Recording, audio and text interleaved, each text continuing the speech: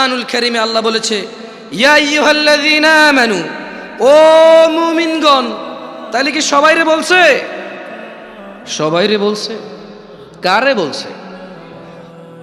কারে বলছে? অমুসলিমদেরকে বলে নাই? irrelevant to them because they don't believe in Allah subhanahu wa ta'ala. তারা আল্লাহকে বিশ্বাস করে না, সো তারা আখিরাতকে বিশ্বাস করে না, জান্নাতকে বিশ্বাস করে না, জাহান্নামকে বিশ্বাস করে না। বলে যে আমরা দেখছি না তো এটা। অথচ তারা আলোকে বিশ্বাস করে দেখা যায় না, বাতাসকে বিশ্বাস করে দেখা যায় না। এরপরে আবার প্রতিবেদন আসবে, এই জমিন থেকে অমুক গ্রহে যেতে 10 লক্ষ কোটি বছর লাগবে। তুই কেমনে বুঝছস? তুই কি গেছস? যা ফিরে আসছিস তো বুঝছিস, হ্যাঁ আমি গেছি, 10 লক্ষ কোটি বছর লাগছে আমার।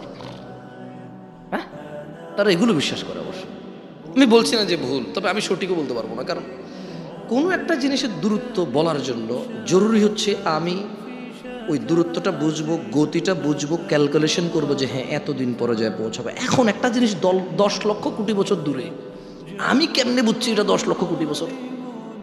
মানে আমি কিছু কি, মানে কোন একটা গতিশীল কিছুকে তো বানাইতে হয়েছে, বানায় মাপতে হয়েছে। এটা যদি এই গতিতে যায় তাহলে 10 লাখ কোটি বছর লাগবে।